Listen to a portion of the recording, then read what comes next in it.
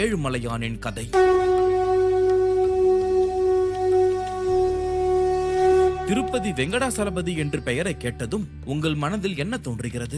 செல்வம் தரும் கடவுள், நம் வேண்டுதல்களை நிறைவேற்றும் ஏழுமலையான், கலியுக வரதர் என்றெல்லாம் நமக்கு எண்ணம் வருகிறது. ஆனால் வெறும் தென்னிந்திய மக்களுக்கு மட்டுமல்ல, உலகெங்கும் உள்ள கோடிக்கணக்கான மக்களால் வணங்கப்படும் தெய்வம் திருப்பதி வெங்கடாசலபதி. ஏன் அவர் இவ்வளவு புகழ் பெற்றார் தெரியுமா? நாம் வேண்டியதை அவர் அருள்பவர் என்ற நம்பிக்கை நம்மிடையே ஆழமாக உண்டு. அதனால்தான் வாழ்நாளில் ஒரு முறையாவது திருப்பதிக்கு சென்று அவரை தரிசிக்க வேண்டும் என்று பலரும் ஆசைப்படுகிறார்கள். இப்படி பூமியில் கண்கண்ட தெய்வமாக இருக்கும் அவர் இந்த பூமியில் அவதரித்த கதை மிகவும் சுவாரஸ்யமானது.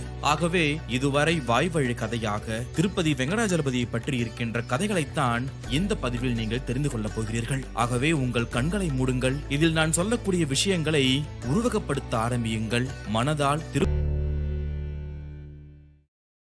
அத்தியாயம் 1. கிருஷ்ணரின் வாக்குறுதி.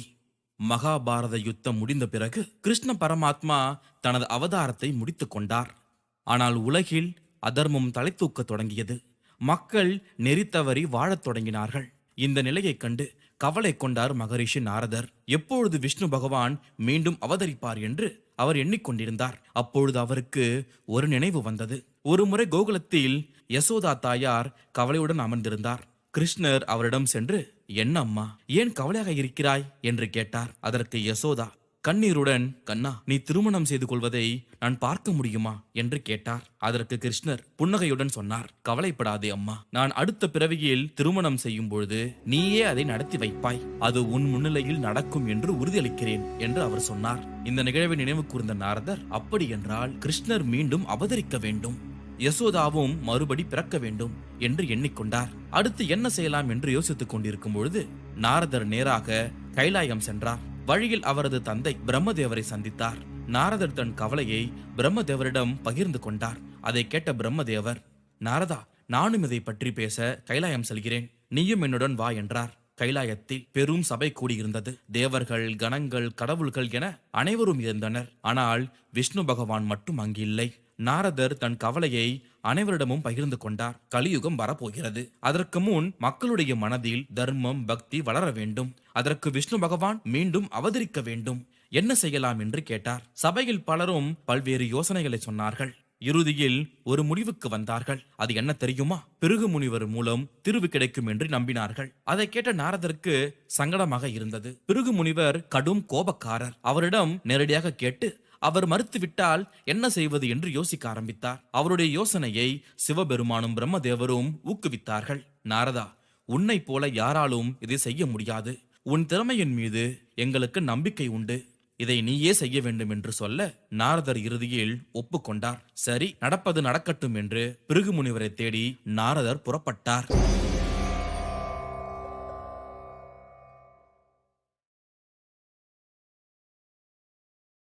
அத்தியாயம் 2. நாரதரின் சாமர்த்தியம். நாரதர் பூமிக்கு வந்து பிருகு முனிவரை தேடினார். கங்கை கரையில் ஒரு பெரிய யாகம் நடைபெறுவதாக கேள்விப்பட்டு அங்கு சென்றார். அங்குதான் பிருகு முனிவரை கண்டார். யாகசாலையில் பல முனிவர்கள் கூடியிருந்தார்கள். நாரதர் அங்கு சென்றதும் அனைவரும் அவரை மரியாதையோடு வரவேற்றார்கள். நாரதர் யாகத்தின் தலைமை முனிவரான காஷ்யபரிடம் இந்த யாகம் எதற்காக நடைபெறுகிறது என்று கேட்டார். அதற்கு காஷ்யபர், உலக நன்மைக்காக நடைபெறுகிறது, கலியுகம் வரப்போகிறது, அதற்கு முன்னால் மக்களுடைய மனதில் நல்லொழுக்கத்தையும் ஆன்மீக பக்தியையும் வளர்க்க வேண்டும் என்றார். அதை கேட்ட நாரதர் மகிழ்ந்து போனார்.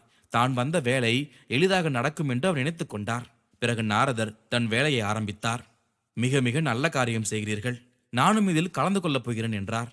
சிறிது நேரம் கழித்து ஒரு முக்கியமான கேள்வியை கேட்டார். யாகத்திற்கு அதிதியாக யாரை அழைக்கப் போகிறீர்கள் என்று கேட்டார். இந்த கேள்வி அங்கிருக்கும் முனிவர்களை யோசிக்க வைத்தது. யாரை அழைப்பது என்று அவர்களுக்கு தெரியவில்லை. பிறகு அவர்கள் நாரதரிடமே ஆலோசனை கேட்டார்கள். அதற்கு நாரதர் சொன்னார், மும்மூர்த்திகளில் யாரை அழைக்க வேண்டும் என்று நீங்கள் முடிவு செய்யுங்கள். ஆனால் யார் சாத்விக குணத்தை வெளிப்படுத்துகிறாரோ அவரையே அழைக்க வேண்டும் என்றார். முனிவர்கள் குழம்பினார்கள். மும்மூர்த்திகளை பார்க்க யாரை அனுப்புவது என்று தெரியவில்லை. இறுதியில் நாரதரே ஒரு யோசனை சொன்னார். உங்களில் மூத்தவரும் அனுபவசாலியுமான பிருகு முனிவரை அனுப்புங்கள். அவர் மும்மூர்த்திகளிடம் சென்று யார் சாந்தமாக இன்முகத்தோடு பதிலளிக்கிறார்களோ அவரை அழைத்து வரட்டும் என்றார். முனிவர்கள் மகிழ்ச்சி அடைந்தார்கள். பிருகு முனிவரை அழைத்து இந்த யோசனையை சொன்னார்கள். பிருகு முனிவரும் ஒப்புக்கொண்டார்.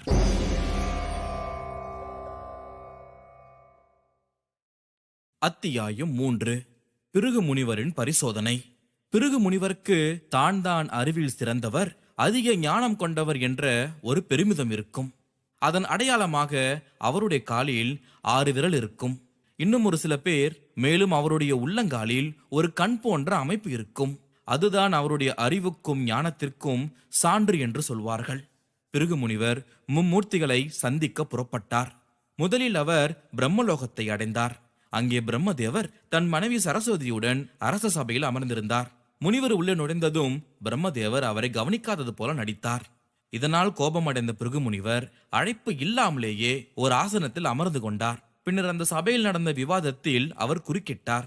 இதை பார்த்த பிரம்மதேவர் அழைப்பின்றி வந்து அனுமதியின்றி அமர்ந்து கேட்காமலேயே பேசுவது ஒரு முனிவருக்கு அழகா என்று கேட்டார். அதை கேட்ட பிருகு முனிவருக்கு கோபம் வந்துவிட்டது. பிரம்மனே, நான் அனைவரையும் விட அறிவில் சிறந்தவன். உலக நன்மைக்காக நடக்கும் யாகத்திற்கு உம்மை அழைக்க வந்தேன்.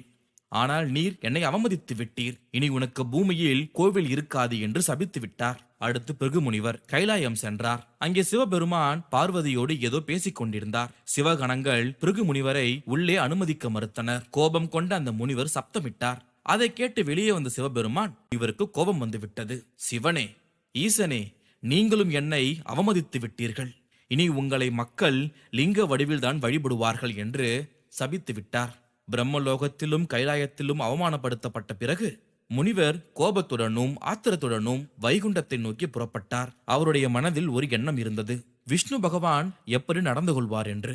வைகுண்டத்தை அடைந்த முனிவர் அங்கே இருந்த காட்சியை கண்டார். விஷ்ணு பகவான் ஆழ்ந்த நித்திரையில் இருந்தார். அவருடைய பாதங்களில் லட்சுமி தேவி அமர்ந்து கணவனுடைய பாதங்களை மெதுவாக வருடி கொடுத்து கொண்டிருந்தார். பிருகு முனிவர் வந்தது தெரியாமல் மகாலட்சுமி விஷ்ணுவிடம் பேசிக் கொண்டிருந்தார். மேலும் அவரும் கண்களை மூடிக்கொண்டு கேட்டுக்கொண்டிருந்தார். இந்த காட்சியை கண்டதும் பிருகு முனிவருக்கு கோபம் பொங்கி வந்தது.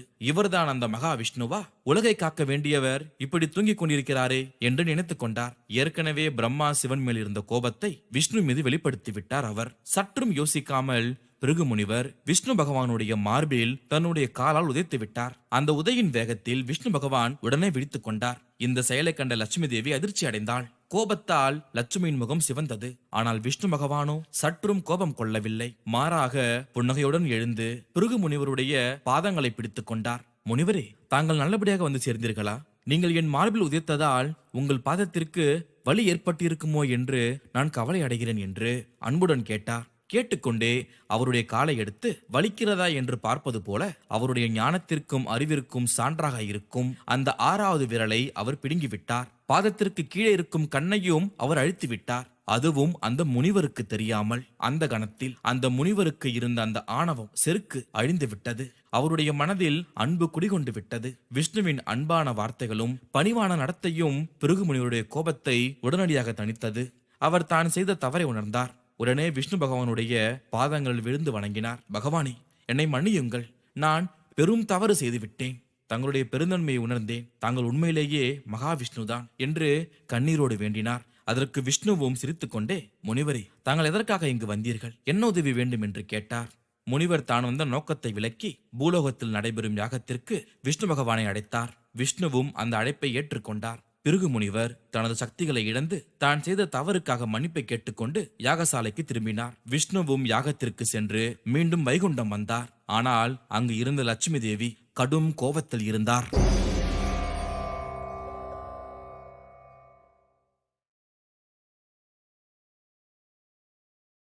அத்தியாயம் 4. லட்சுமியின் கோபமும் பிரிவும். பிருகு முனிவர் விஷ்ணு பகவானுடைய மார்பில் உதைத்த சம்பவம் லட்சுமி தேவியின் மனதில் ஆழமான காயத்தை ஏற்படுத்தியது. தன் கணவன் இவ்வாறு அவமானப்படுத்தப்பட்டதை அவளால் தாங்க முடியவில்லை. அவள் விஷ்ணுவிடம், நீங்கள் உங்களை மதிக்காதவர்களையும் மதிக்கிறீர்கள். பிறகு யாகத்திற்கு சென்று வந்தீர்கள். இது உங்கள் பெருந்தன்மையை காட்டுகிறது. ஆனால் ஒரு பெண்ணான என் முன்னிலையில் என் அன்புக்குரிய உங்களை அவமானப்படுத்திய முனிவரை என்னிடம் மன்னிப்பு கேட்க சொல்லவில்லையே என்று லட்சுமி தேவி விஷ்ணு பகவானிடம் தனது ஆத்திரத்தை வெளிப்படுத்தினாள். பிறகு, நான் இனி உங்களுடன் வாழ விரும்பவில்லை என்று கூறி கோபத்துடன் வைகுண்டத்தை விட்டு வெளியேறினாள் லட்சுமி. அதை கேட்ட விஷ்ணு பகவான் அதிர்ச்சி அடைந்தார். தனது அன்பு மனைவி இவ்வாறு பிரிந்து செல்வார் என்று அவர் எதிர்பார்க்கவில்லை. லட்சுமி சென்றதும் வைகுண்டம் முழுவதும் அழகையும் வளத்தையும் இழந்து விட்டது. விஷ்ணு பகவான் தன் பிரியமான மனைவியை இழந்ததால் மிகுந்த துக்கம் அடைந்தார். அவர் லட்சுமியை தேடி பல லோகங்களுக்கு சென்றார். தேவலோகம், நாகலோகம், பாதாளம் என எல்லா இடங்களிலும் தேடினார். ஆனால் லட்சுமியை அவரால் காண முடியவில்லை. இறுதியாக விஷ்ணு பகவான் பூலோகத்திற்கு வந்தார். அதே சமயத்தில் லட்சுமி பத்மாவதி அவதாரமும் பூலோகத்தில் எடுக்க வேண்டியிருந்தது. அந்த கதையையும் நீங்கள் தெரிந்து கொள்ள வேண்டும். ராமாயண காலத்தில் ராவணனிடமிருந்து சீதையை காப்பாற்ற அக்னி பகவான் ஒரு மாய சீதையை உருவாக்கினார். இந்த மாயா சீதை வேதவதி என்ற பெயரில் அறியப்பட்டாள். வேதவதியும் லட்சுமியின் ஒரு அம்சமே. ராமர் இலங்கையில் ராவணனை வென்று சீதையை மீட்ட பின் அக்னி பிரவேசம் நடந்தது. அப்பொழுது உண்மையான சீதையும் மாயா சீதையான வேதவதியும் அக்னியிலிருந்து வெளிவந்தனர். வேதவதி ராமரை மணக்க விரும்பினாள். ஆனால் ராமர் அந்த அவதாரத்தில் ஏகபத்தினி விரதம் இருந்ததால் அது முடியவில்லை. எனவே ராமர் வேதவதிக்கு வேறு அவதாரத்தில் அவளை மணந்து கொள்வதாக ஒரு வரம் அளித்தார். இந்த வரத்தின்படி வேதவதி பத்மாவதியாக அவதரிக்க வேண்டியிருந்தது. ஆனால் யாருக்கு மகளாக அவர் பிறக்க வேண்டும்? அதற்கும் ஒரு கதை இருக்கிறது. முன்னொரு காலத்தில் வராகசேத்திரம் என்ற நாட்டை ஆண்ட ஒரு சோழ மன்னன் இருந்தான். அவன் விஷ்ணு பகவானுடைய சாபத்தால் சில காலம் பிசாசாக இருந்து பின்னர் மீண்டும் மனித உருவில் ஆகாச ராஜனாக பிறந்தான். இந்த ஆகாச ராஜன் தான் லட்சுமி தேவிக்கு தந்தையாக தேர்ந்தெடுக்கப்பட்டான். ஆகாசராஜன் ஆண்ட நாடு இப்பொழுது திருப்பதி என்று அழைக்கப்படும் இடத்தின் அருகில் இருந்தது. அவன் மிகுந்த பக்தியுடன் ஆட்சி செய்து வந்தான். ஆனால் அவனுக்கு குழந்தை இல்லாததால் மிகுந்த வருத்தத்தில் இருந்தான். ஒரு நாள் ஆகாசராஜன் புத்திர பாக்கியம் வேண்டி ஒரு பெரிய யாகம் செய்தான். யாக முடிவில் அவன் ஒரு விவசாய நிலத்தில் கலப்பையால் உழத் தொடங்கினான். அப்பொழுது அவனுக்கு ஒரு அதிசயம் காத்திருந்தது. நிலத்தை உழும்பொழுது கலப்பை எதிலோ இடித்தது. ஆகாசராஜன் அந்த இடத்தை தோண்டி பார்த்தான். அங்கே ஒரு பெட்டி புதைந்திருந்தது. அதை திறந்து பார்த்தபொழுது அதில் ஒரு அழகிய பெண் குழந்தை இருந்தது. குழந்தை பத்மாசனத்தில் அமர்ந்து சிரித்துக் கொண்டிருந்தது. அதன் முகத்தில் லட்சுமியின் அம்சம் தெரிந்தது. ஆகாசராஜனுடைய மகிழ்ச்சிக்கு அளவே இல்லை. அரசகுரு அந்த குழந்தையை பார்த்து, மன்னா, இது சாதாரண குழந்தை அல்ல. இது சரித்திரம் படைக்க வந்த தெய்வீக குழந்தை.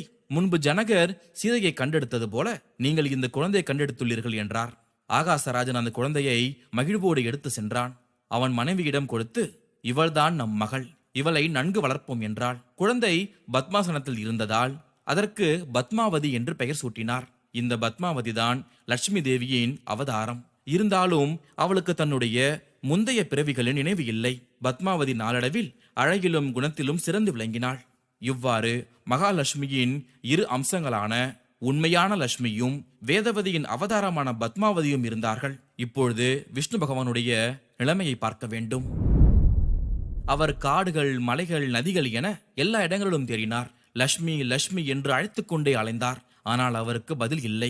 கடைசியாக அவர் ஒரு சோழ மன்னனுடைய நாட்டிற்கு வந்தார். அங்கே ஒரு பள்ளத்தாக்கில் அமர்ந்து சோர்வடைந்து தூங்கிவிட்டார். அவர் மீது கரையான் புற்று வளர்ந்தது. ஆனால் அவர் வாயிலிருந்து லட்சுமி லட்சுமி என்ற முனகல் மட்டும் கேட்டுக்கொண்டே இருந்தது. இந்த நிலையில் நாரத முனிவர் அவரை கண்டுபிடித்தார். விஷ்ணுவின் நிலையை கண்டு வருந்திய நாரதருக்கு லட்சுமி தேவி தவம் செய்யும் இடம் தெரியும். ஆனால் அவர் சொல்லவில்லை. லட்சுமி கொல்லாபுரம் என்ற ஊரில் உள்ள காட்டில் கடுந்தவம் செய்து கொண்டிருந்தார்.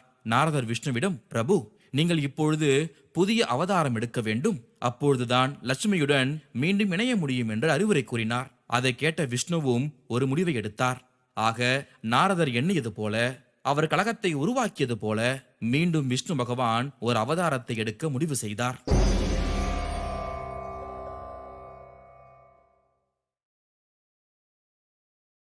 அத்தியாயம் 5. ஸ்ரீனிவாசரின் அவதாரம். வகுலாதேவி என்ற பெண்ணின் மகனாக ஸ்ரீனிவாசர் என்ற பெயரில் அவதரித்தார் விஷ்ணு பகவான். அவர் ஒரு வேடனாக வாழ்ந்து வந்தார். இந்த வகுலாதேவி தான் அவருடைய முந்தைய பிறவியில் கிருஷ்ணருடைய தாயாக யசோதையாக இருந்தவர். வளர்ந்த இளைஞனான பிறகு, அம்மா, நான் தான் கிருஷ்ணன், இப்பொழுது ஸ்ரீனிவாசனாக அவதரித்துள்ளேன் என்று சொல்ல, அதை கேட்டதும் வகுலாதேவிக்கு பழைய ஞாபகங்கள், சென்ற பிறவியின் ஞாபகங்கள் வந்தன. தன் மகனை அணைத்துக் கொண்டு கண்ணீர் வடித்தாள். ஸ்ரீனிவாசன் அவரிடம் தனது நோக்கத்தை விளக்கினார். லட்சுமியை தேடி வந்திருப்பதாகவும் அவளை மணந்து கொள்ள வேண்டும் என்றும் கூறினார். ஆனால் இது ரகசியமாக இருக்க வேண்டும் எனவும் கேட்டுக்கொண்டார். வகுலாதேவியும் அதற்கு ஒப்புக்கொண்டார். இவ்வாறு விஷ்ணு பகவான் ஸ்ரீனிவாசனாக பூமியில் அவதரித்தார். வகுலாதேவியின் மகனாக ஸ்ரீனிவாசன் வாழ்ந்து வந்தார். ஒரு நாள் அவர் வேட்டைக்கு சென்றார். அப்பொழுது ஒரு பெரிய யானைக்கு மதம் பிடித்தது. அதனிடமிருந்து மக்களை காப்பாற்ற அதை துரத்தினார். அந்த யானை ஓடி ஆகாசராஜனுடைய அரண்மனை தோட்டத்திற்குள் நுழைந்தது.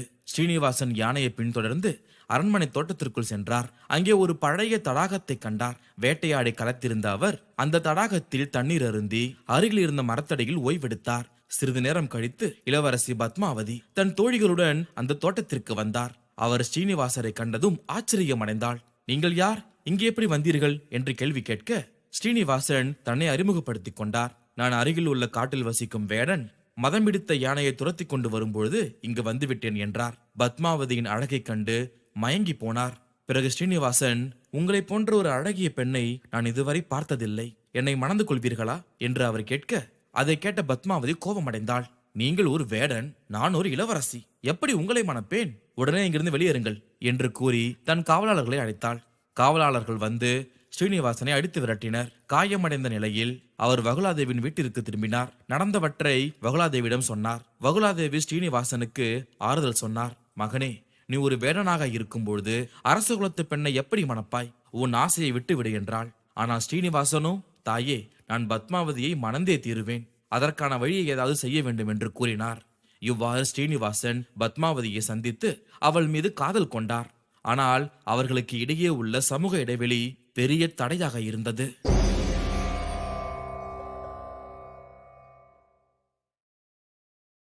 அத்தியாயம் 6.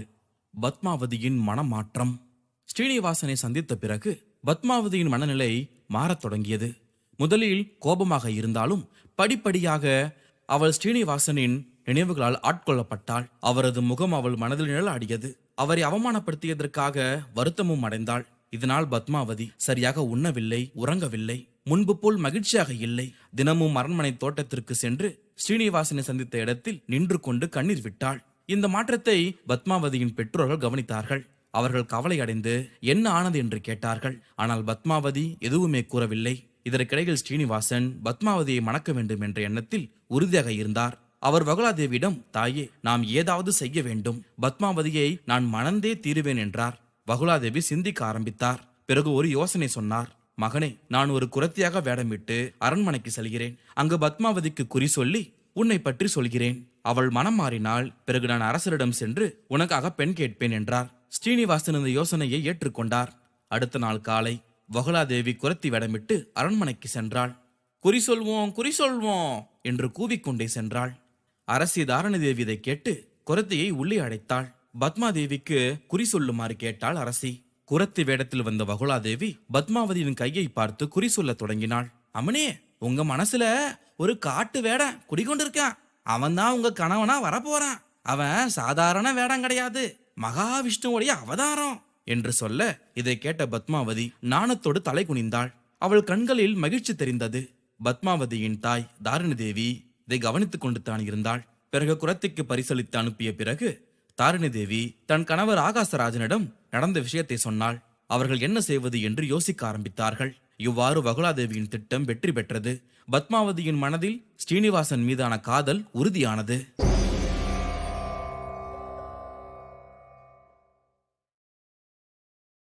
அத்தியாயம் 7. திருமண ஏற்பாடுகள். வகுலாதேவி குரத்தியாக வேடமிட்டு அரண்மனைக்கு சென்று வந்த பிறகு அடுத்த கட்ட நடவடிக்கையை மேற்கொள்ள முடிவு செய்தாள். அவள் ஸ்ரீனிவாசனிடம், மகனே, நான் நேரடியாக அரசியிடம் சென்று உனக்காக பெண் கேட்கப் போகிறேன் என்றாள். அதற்கு ஸ்ரீனிவாசன், நீங்கள் போன காரியம் என்ன ஆனது என்று கேட்க அதற்கு வகுலாதேவி, நான் உன்னை பற்றி மேலோட்டமாக சொன்னேன். உடனே பத்மாவதி முகத்தில் மகிழ்ச்சி தாண்டவமாடியது. எனக்கென்னமோ அவளுக்கு உன் மீது காதல் இருப்பதாக தோன்றுகிறது. தேவியாருக்கும் இதில் சம்மதம் என்று தான் தோன்றுகிறது. இதெல்லாம் என் யூகம்தான். நேரடியாக சென்று பேசும்பொழுது ஒரு முடிவுக்கு வர முடியும் என்று சொல்ல மறுநாள் காலை வகுலாதேவி அரண்மனைக்கு சென்றாள். அரசர் ஆகாசராஜனை சந்தித்து, மன்னா, என் மகன் ஸ்ரீனிவாசனுக்கு உங்கள் மகள் பத்மாவதியை மனம் செய்து கொடுக்க முடியுமா என்று கேட்டாள். ஆகாசராஜன் சற்று தயங்கினார். உங்கள் மகன் ஒரு வேடன், எங்கள் குலத்து பெண்ணை எப்படி அவருக்கு கொடுப்பது என்று கேட்டார். அதற்கு வகுலாதேவி பதிலளித்தாள்.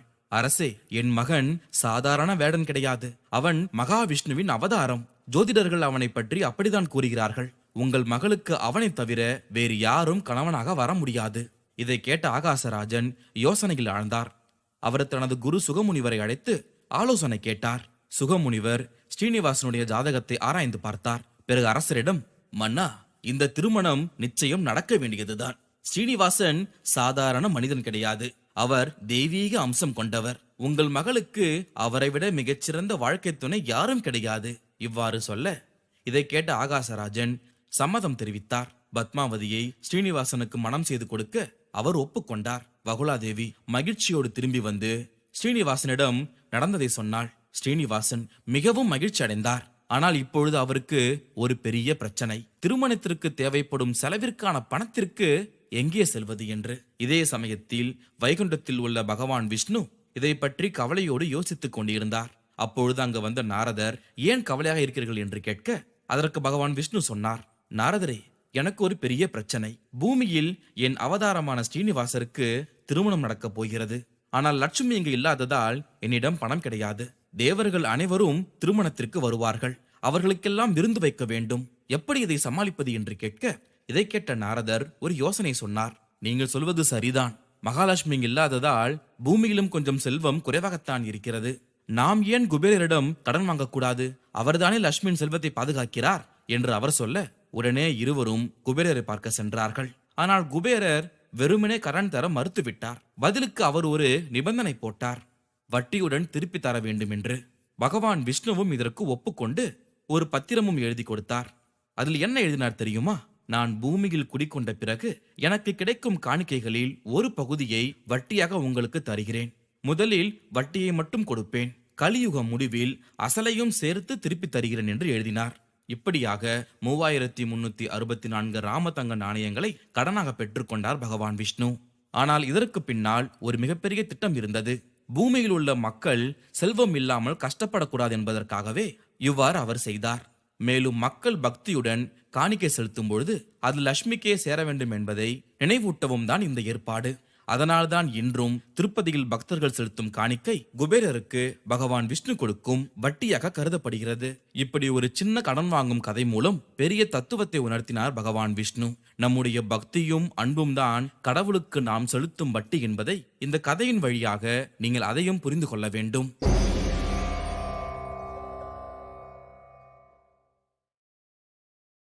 அத்தியாயம் 8. ஸ்ரீனிவாசன் பத்மாவதி திருமணம். குபேரிடமிருந்து கடன் பெற்றதும் பகவான் ஸ்ரீனிவாசர் திருமண ஏற்பாடுகளை துவங்கினார். முதலில் அவர் தன் மூத்த சகோதரர் கோவிந்தராஜனை அழைத்து விருந்தினர்களுக்கான தங்கும் வசதி மற்றும் உணவு ஏற்பாடுகளை செய்யுமாறு கேட்டுக்கொண்டார். கோவிந்தராஜரும் விஸ்வகர்மாவின் உதவியுடன் வைகுண்டத்திற்கு இணையான ஒரு அழகிய இடத்தை தற்போதைய திருப்பதி மலையில் உருவாக்கினார். அடுத்து கருட பகவானை அழைத்து யாரெல்லாம் திருமணத்திற்கு வர வேண்டும் என்பதை வகுலாதேவி மற்றும் நாரத முனிவருடன் ஆலோசித்தார். பின்னர் தனது பூதகணங்கள் மூலம் அழைப்பிதழ்களை அனுப்பினார். திருமண நாள் வந்தது. தேவலோகத்தில் இருந்தும் பூலோகத்தில் இருந்தும் அனைவரும் வந்திருந்தார்கள். சிவன், பார்வதி, பிரம்மா, சரஸ்வதி, நாரதர், பிருகுமுனிவர், சுகமுனிவர், நந்தி தேவர், கருடன் என பல லட்சக்கணக்கான தேவர்களும் முனிவர்களும் வந்திருந்தார்கள். வசிஷ்ட முனிவர் புரோகிதராக இருந்து திருமணத்தை நடத்தினார். மங்கள வாத்தியங்கள் முழங்க ஆரத்தி எடுக்கப்பட்டது. பாத பூஜை நடந்தது. பின்னர் நல்ல நேரத்தில் பகவான் ஸ்ரீனிவாசர் பத்மாவதியின் கழுத்தில் திருமாங்கல்யத்தை கட்டினார். இந்த திருமாங்கல்யம் நவரத்தினங்கள், பவளம், கோமேதகம், வைடூரியம் போன்ற அரிய கற்களால் அலங்கரிக்கப்பட்டிருந்தது. ஆனால் இங்கே ஒரு சுவாரஸ்யமான விஷயம் இருக்கிறது. லட்சுமி தேவி இந்த திருமணத்திற்கு வரவில்லை. ஏனென்றால் அவர் கொல்லாபுரத்தில் தவம் செய்து கொண்டிருந்தாள். பத்மாவதி என்பவள் லட்சுமியின் ஒரு அம்சம் என்பது லட்சுமிக்கு தெரியாது. திருமணம் முடிந்ததும் ஆகாசராஜன் கண்ணீர் மல்க தன் மகளை பகவான் ஸ்ரீனிவாசரிடம் அனுப்பி வைத்தார். அப்பொழுதுதான் அனைவருக்கும் தெரிந்தது, இவர்கள் இருவரும் விஷ்ணு மற்றும் லட்சுமியின் அவதாரங்கள் என்பது. திருமணம் முடிந்து அவர்கள் புறப்பட்ட போது வழியில் அகஸ்திய முனிவர் அவர்களை சந்தித்தார். அவர் ஒரு முக்கியமான விஷயத்தை சொன்னார். திருமணமான புதிதில் 6 மாதம் வரை மலை மீது ஏறக்கூடாது என்பது சாஸ்திர விதி என்றும், ஆகவே நீங்கள் என் ஆசிரமத்தில் தங்கியிருங்கள் என்றும் சொன்னார். ஸ்ரீனிவாசரும் பத்மாவதியும் அகஸ்தியருடைய ஆசிரமத்தில் தங்கினார்கள். அங்கிருந்தபடியே அவர்கள் தங்கள் புதிய வாழ்க்கையை தொடங்கினார்கள். இப்படியாக பூமியிலும் தேவலோகத்திலும் கோலாகலமாக நடந்தது பகவான் ஸ்ரீனிவாசர் மற்றும் பத்மாவதியின் திருமணம். அடுத்த அத்தியாயத்தில் அவர்களுடைய வாழ்க்கையில் நடந்த சுவாரஸ்யமான சம்பவங்களை கேட்கப் போகிறீர்கள்.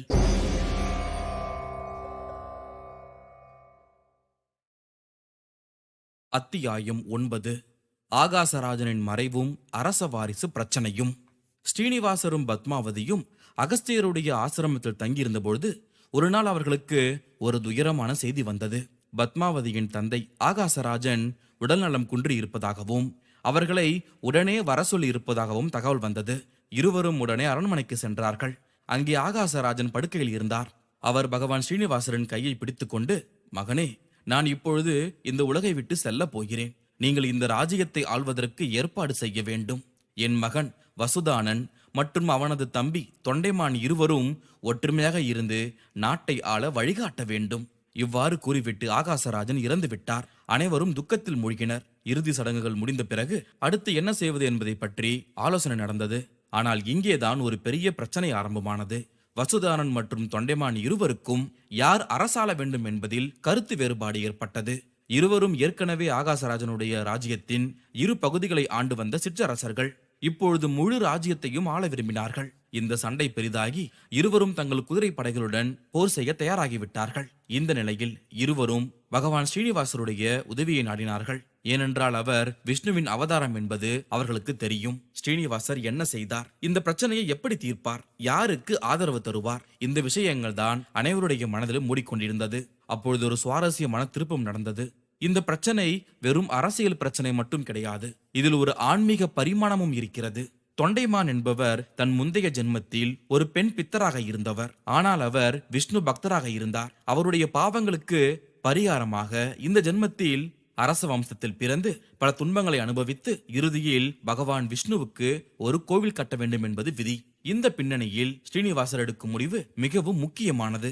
அவர் எப்படி இந்த பிரச்சனையை தீர்ப்பார், யாருக்கு ஆட்சியை கொடுப்பார்? அடுத்த அத்தியாயத்தில் இதற்கான பதில் இருக்கிறது.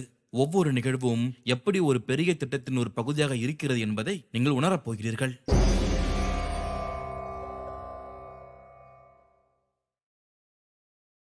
அத்தியாயம் 10. அரச வாரிசு பிரச்சனையின் தீர்வு. வசுதானன் மற்றும் தொண்டைமான் இருவரும் போருக்கு தயாராக இருந்த நிலையில் ஸ்ரீனிவாசர் ஒரு சுவாரஸ்யமான முடிவை எடுத்தார். அவர் சோழி ஒன்றை எடுத்து குலுக்கி பார்த்தார். அதாவது நாணயத்தை சுண்டி தீர்மானித்தார். ஆனால் இது வெறும் அதிர்ஷ்டம் சார்ந்த முடிவு கிடையாது. இதில் ஒரு ஆழமான திட்டம் இருந்தது. நாணயம் சுண்டி முடிவெடுத்த பிறகு ஸ்ரீனிவாசர் தனது சக்கராயுதத்தை தொண்டைமானுக்கு கொடுத்தார். பின்னர் அவரே நேரடியாக வசுதானன் பக்கம் சேர்ந்து போரிட தயாரானார். போர் மிகவும் கடுமையாக நடந்தது. ஒரு கட்டத்தில் தொண்டைமானனுடைய மகன் ஸ்ரீனிவாசர் கொடுத்த சக்கராயுதத்தை அவர் மீதே வீசினான். அந்த தாக்குதலில் பகவான் ஸ்ரீனிவாசர் மயக்கமுற்று கீழே விழுந்தார். இந்த காட்சியை கண்டதும் அனைவரும் அதிர்ச்சி அடைந்தார்கள். உடனே போரை நிறுத்திவிட்டு அனைவரும் ஸ்ரீனிவாசரை சுற்றி கூறினார்கள். அவருக்கு மீண்டும் சுய நினைவுக்கு கொண்டு வர முயற்சி செய்தார்கள். அவர்களால் முடியவில்லை. பிறகு சிறிது நேரத்தில் ஸ்ரீனிவாசர் கண் விழித்தார். அப்பொழுது அனைவரும் அவரிடம் மன்னிப்பு கேட்டார்கள். தாங்கள் செய்த தவறுக்கு வருந்துவதாகவும் இனி அவர் எப்படி சொல்கிறாரோ அப்படியே நடப்பதாகவும் உறுதி கூறினார்கள். இந்த சூழ்நிலையை ஸ்ரீனிவாசர் மிகவும் திறமையாக கையாண்டார். அவர் ராஜ்யத்தை இரண்டாக பிரித்தார். ஒரு பாதியை தொண்டைமானுக்கும் மற்றொரு பாதியை வசுதானனுக்கும் கொடுத்தார். இந்த தீர்ப்பை இருவரும் மகிழ்ச்சியோடு ஏற்றுக்கொண்டார்கள். இந்த முடிவின் மூலம் ஸ்ரீனிவாசர் பல காரியங்களை சாதித்தார். இரு சகோதரர்களுக்கும் இடையேயான போரை தடுத்தார். இருவருக்கும் நியாயமான முறையில் ஆட்சியை பிரித்து கொடுத்தார். தொண்டைமானுக்கு ஆட்சியை கொடுப்பதன் மூலம் அவரது பூர்வ ஜென்ம கர்மாவை நிறைவேற்ற வழி செய்தார். அதற்கு பிறகு ஸ்ரீனிவாசரும் பத்மாவதியும் மீண்டும் அகஸ்தியர் ஆசிரமத்திற்கு திரும்பினார்கள். ஆனால் இது முடிவல்ல, ஒரு புதிய துவக்கம். தொண்டைமானுக்கு இப்பொழுது ஒரு பெரிய பொறுப்பு உள்ளது. பகவான் விஷ்ணுவுக்கு ஒரு கோவில் கட்ட வேண்டும். இந்த கோவில் எப்படி கட்டப்பட்டது, அது எப்படி திருப்பதி கோவிலாக மாறியது, அந்த விஷயத்தை அடுத்த அத்தியாயத்தில் பார்ப்போம்.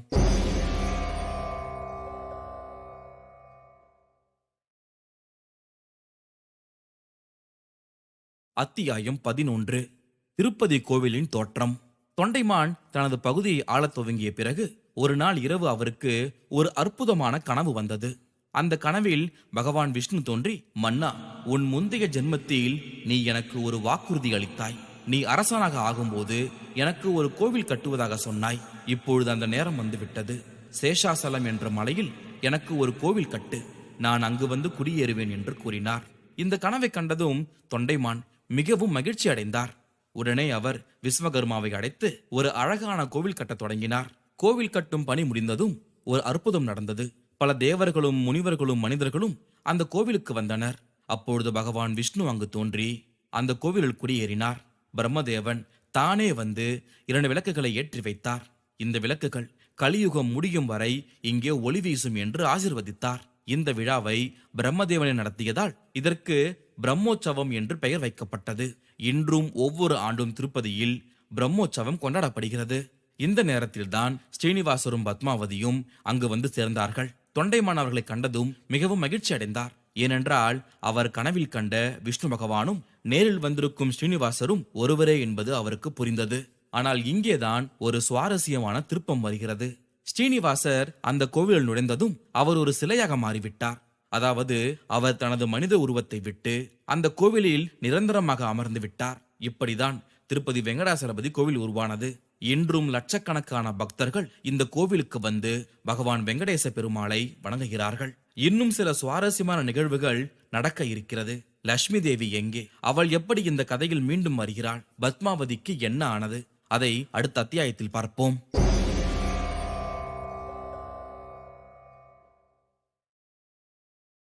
அத்தியாயம் 12. லட்சுமி தேவியின் வருகை. ஸ்ரீனிவாசர் திருப்பதி கோவிலில் சிலையாக அமர்ந்த பிறகு மகரிஷி நாரதர் ஒரு முக்கிய மனப்பணியை மேற்கொண்டார். அதாவது கலகத்தை ஆரம்பித்தார். அவர் கொல்லாபுரத்தில் தவம் இருந்த லட்சுமியை தேடி சென்றார். லட்சுமி தேவி தவத்தை முடித்து வெளியே வந்தபொழுது நாரதரை கண்டாள். என்ன நாரதரே, இங்கேன் வந்தீர்கள் என்று கேட்க, அதற்கு நாரதர், அம்மா, ஒரு துயரமான செய்தியோடு வந்திருக்கிறேன். உங்கள் கணவர் சேஷாசலத்தில் பத்மாவதி என்ற பெண்ணை மணந்து அவளோடு சுகமாக வாழ்கிறார். ஆனால் நீங்கள் இங்கே தவம் செய்து கொண்டிருக்கிறீர்கள். இது என்ன நியாயம் என்று கேட்க, இதை கேட்டதும் லட்சுமி தேவிக்கு கோபம் வந்தது. என்ன, என் கணவர் வேறொருத்தையே மணந்து விட்டாரா? நான் இப்பொழுது அங்கு சென்று பார்க்கிறேன் என்று சொல்லிவிட்டு நாரதருடன் சேஷாசலத்திற்கு புறப்பட்டாள். அங்கே திருப்பதி கோவிலை அடைந்த பொழுது ஸ்ரீனிவாசர் பத்மாவதியுடன் நின்று கொண்டிருந்தார். லட்சுமி தேவி கோபத்தோடு உள்ளே நுழைந்தாள். என் கணவரோடு நிற்கும் நீ யார் என்று பத்மாவதியை பார்த்து கேட்டார் லட்சுமி. அதற்கு பத்மாவதியோ, நான் தான் இவருடைய மனைவி. நீ யார் இங்கு வந்து என்ன கேள்வி கேட்க என்று திருப்பி கேட்டார். இருவரும் வாக்குவாதம் செய்ய ஆரம்பித்தார்கள். ஸ்ரீனிவாசர் இருவரையும் சமாதானப்படுத்த முயன்றார். ஆனால் அவர்கள் கேட்கவில்லை. இந்த சூழ்நிலையில் ஸ்ரீனிவாசர் திடீரென்று மீண்டும் கல் சிலையாக மாறிவிட்டார். இதை கண்ட இரு பெண்களும் அதிர்ச்சி அடைந்தார்கள். அவர்கள் தங்கள் சண்டையை நிறுத்தி சிலையை அணைத்துக் கொண்டு அழத் தொடங்கினார்கள். அப்பொழுது சிலையில் இருந்து ஒரு குரல் கேட்டது. அது பகவான் ஸ்ரீனிவாசருடைய குரல். லட்சுமி, பத்மாவதி உன் மாய உருவமே. நீ பல அவதாரங்கள் எடுக்க வேண்டியிருந்தது. அதில் ஒன்றுதான் இந்த பத்மாவதி. நீங்கள் இருவரும் ஒருவரே. உங்கள் சண்டையால் தான் நான் இப்படி சிலையானேன். இதை கேட்டதும் இருவரும் தங்கள் தவறை உணர்ந்தார்கள். அவர்கள் ஒருவரை ஒருவர் அணைத்துக் கொண்டு மன்னிப்பு கேட்டார்கள். ஸ்ரீனிவாசர் தொடர்ந்து பேசினார். லட்சுமி, நீ என் வலது மார்பில் அமர்ந்து கொள். பத்மாவதி, நீ என் இடது மார்பில் அமர்ந்து கொள். இவ்வாறு நீங்கள் இருவரும் என்னோடு இருப்பீர்கள் என்று சொல்ல, இவ்வாறு லட்சுமி தேவியும் திருப்பதி கோவில் இடம்பெற்றாள். இன்றும் திருப்பதியில் பக்தர்கள் ஸ்ரீனிவாசரை வணங்கும் பொழுது அவருடன் லட்சுமி தேவியையும் பத்மாவதியையும் சேர்த்தே வணங்குகிறார்கள். அடுத்த அத்தியாயத்தில் திருப்பதி கோவிலின் சிறப்புகளை பார்ப்போம்.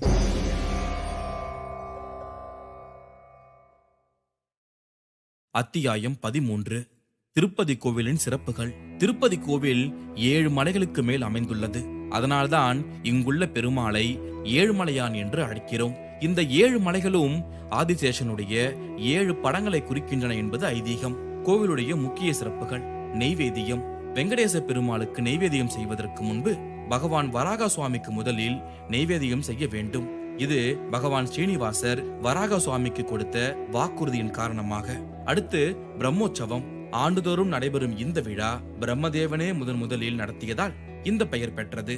இது 9 நாட்கள் நடைபெறும் மிகப்பெரிய விழா. அடுத்து தலைமுடி காணிக்கை. பக்தர்கள் தங்கள் தலைமுடியை காணிக்கையாக செலுத்துவது இங்கு ஒரு முக்கிய வழக்கம். இது தங்கள் அகங்காரத்தை துறப்பதற்கான அடையாளமாக கருதப்படுகிறது.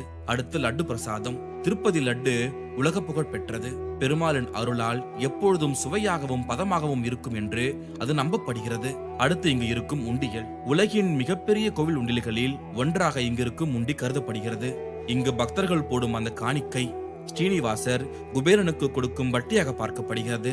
இதையெல்லாம் விட ஸ்ரீனிவாசரை தங்கள் வியாபாரத்தில் ஒரு பார்ட்னராக சேர்த்துக் கொள்கிறார்கள்.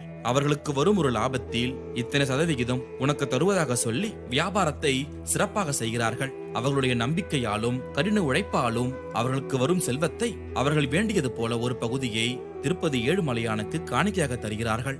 இதனால்தான் திருப்பதியில் அவ்வளவு பணம் கொட்டுகிறது. காரணம், அவர்களுடைய வேண்டுதல் நிறைவேறுகிறது.